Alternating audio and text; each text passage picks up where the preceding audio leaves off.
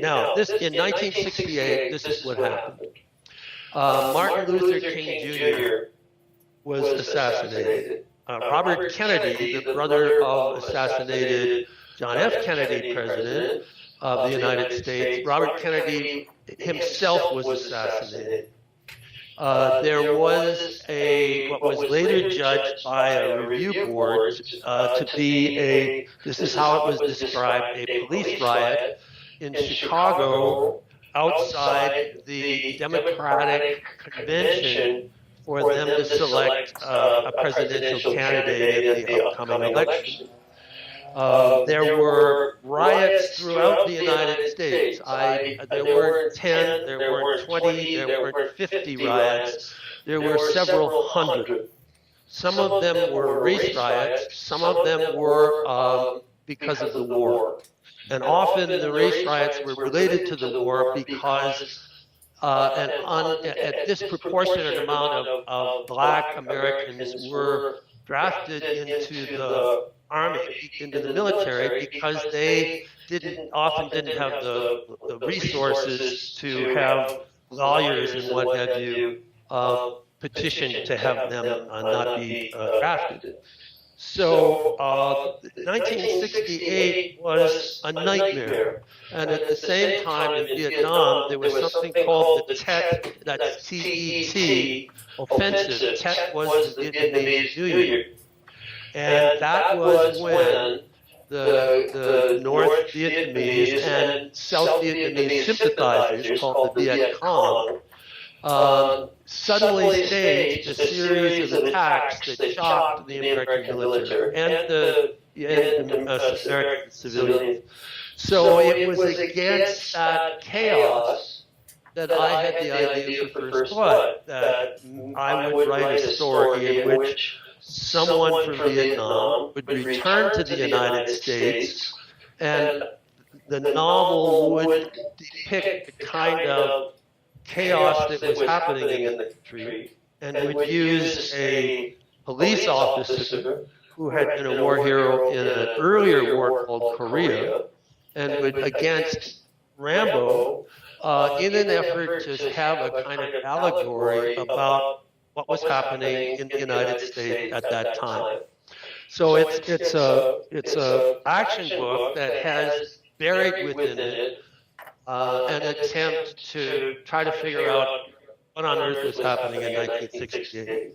And so that's a perfect segue. So and thank you for that history overview, because it's important for these young students to recognize that when we're having this conversation around genre, we have to understand, again, that cultural context. So when I introduced First Blood to the students in class, grade 10 and 11 students watched the film, and I spoke to it, and you can correct me if I'm wrong, I spoke to it as a film that was written. The book was written in 1972. The film was released in 1982, and this film was very much recognized as a very new type of picture for a new era of cinema. But at the same time, this was not fully engulfed within Reaganite cinema, which the boys have engaged with readings from Susan Jeffords in this regard. So could you provide context how, and I explained to the boys how Rambo First Blood is this tale of survival at home, and you have this character who's suffering from post-traumatic stress disorder, who's also being displaced and abused by the people in which he served to protect. And it was a very, really unique time where Hollywood film was being critical of such realities with Taxi Driver and things in this nature, even though that wasn't overtly Hollywood. But then Rambo became the Rambo of 1985, which was a completely different political time, and that was very much the height of Reagan's popularity, Reaganite cinema. Could you provide a bit of context for the students how your Rambo from First Blood evolved into the Rambo of 1985 on the cereal boxes, cartoon shows, etc.? Yeah, it's a fascinating transition. The novel was published in 1972. And let's put it against the context of, you might want to study what happened at Kent State in 1970, as I recall, where demonstrators against the war were shot at and killed by National Guardsmen at Kent State in Ohio. And this, I think, was ultimately the event that caused the end of the war several years later. That people were shocked that war protesters would be shot to death. So in '72, the picture with the rights, the film rights, I sold the film rights to Columbia Pictures. And Columbia Pictures had a noted writer-director named Richard Rook, who had done, was a multi-Oscar winner. He had directed, written in Cold Blood based upon the Truman Capote novel. And he'd earlier written and directed Elmer Gantry based on Sinclair Lewis's book about religious evangelism, a serious filmmaker. I have no idea what happened, but a year later, Columbia sold the rights to Warner Brothers, where Steve McQueen was going to do Rambo with Sidney Pollack, one of my favorite directors. I love McQueen also, was going to direct. And but somebody figured out that Steve, who was 70 in his mid-40s at the time, it wouldn't work because there were no mid-40s Vietnam veterans in 1975. So the picture got discarded. And then you mentioned Taxi Driver. We can mention the film Coming Home. We can mention The Deer Hunter as some examples of American film that dealt with the Vietnam War in the 1970s, when the country was experiencing a profound depression, psychological depression, because of how the war and its consequences had affected the nation. And then finally in 1982 the picture was made. It's a complicated story about how that happened, but it sort of changed the character a little. It's the same plot, but it changes the character. Well, not quite the same plot, because your students have read the novel, you know there's a big difference in the ending between the novel and the film. And the reason for this was that the producers finally decided that there should be redemption, that Rambo shouldn't die, but that he should instead experience a redemption which would be in line with the nation's attempt for optimism, what President Reagan basically presented. So the character in the novel morphed from being angry about what had happened to him in Vietnam to being a victim of the way society treated the veterans. And so it's interesting to see how the same plot can be interpreted differently. And I want to be clear that I like the movie a lot. It changes the theme of the book, but it's a very well done film. Well directed, well scored, well photographed. Sly does a tremendous job without much dialogue, just his facial expressions communicating the character's anger. So I just want to be clear that even though they're different, the reinterpretation made sense at the time. And do you feel, even though there was that adaptation and it was different, do you still feel at the core the consequences of the war that you embedded within the novel still existed within the film? Yes, I do. I mean, the two are compatible. It's interesting to show how the one morphed into the other, but, the theme is still there, that, war has consequences. Now, there was no term post-trauma stress disorder, PTSD, back then. That happened in the mid-'80s. In 1982, I guess is close enough, but I never heard the term until around 1985. Oh, wow.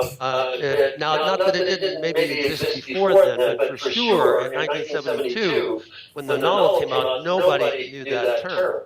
Battle shock, combat fatigue, those were the kind of generic terms that were being used instead. And David, and thanks for sharing that. And can you just provide a bit of context for the students as well? I was sharing with them, that opening image of Rambo walking to see his friend who had died because of the cancer from Agent Orange, and then he becomes a drifter. That unlike even our Canadian experience where we have conversations about veteran affairs and the well-being of veterans, the Vietnam vet was not necessarily taken care of when they came home. Is that something that you would agree with? Well, it's true. Now, I wonder if what you're describing about those conversations in Canada actually occurred back in the 1980s. I mean, we in the United States right now, there are many conversations about the quality of medical care that combat veterans receive from the Veterans Administration. Now, we can debate. Some people will say that medical care is fine, others will say it isn't. But basically, the reports I hear are that the system needs strengthening. And so, I mean, I think this has been a problem for a long time, and it was the case back there. I mean, it is true that I never saw this personally, but I saw it in news reports where people were returning Vietnam veterans were in fact spat upon and were in fact all baby killers, as the character said at the end of the film First Blood. So, in my experience, at least on a secondary level, that was true to what was happening. And I think one of the differences the film made was that it changed attitudes toward veterans of, let us say, unpopular wars. That civilians learned to distinguish between politicians who started wars, and military personnel who fought them. And there's a line in the fourth. In the film that came out in 2008, which is basically called Rambo, but I think it's a confusing title. But there's a line that the critics didn't pay attention to and was amplified in the director's cut on DVD, where Rambo says, "Wars, old men start them, young men fight them, nobody wins." And that, to me, was even back with the first film and my novel, that was basically. And when I grew up, because I was born in 1980, and these guys know I'm an 80s kind of pop culture baby. You had this darker First Blood, and when I was introduced to Rambo, I remember being 5 years old and watching Rambo First Blood Part 2, not knowing that there was really even a First Blood at this point. And there was a cartoon show, and I had the... Isn't that crazy? Yes. Where he talks to animals in the forest. Exactly. So much of this is you just have to shake your head. But anyway. Yeah, and I was explaining to the boys here that this was an R-rated film, which was commodified for kid consumption. At the midpoint of the 80s, it was the #1 film of 1985. This was peak, yes, and it was peak Stallone. Really, this was like the pinnacle of his box office status. It's hard to describe what happened in the summer of 1985 with regard to Rambo. It was a national phenomenon. You couldn't turn anywhere without hearing about Rambo and, of course, Sylvester Stallone. You had to have been there to see this. It was a cultural event unlike anything I've ever seen.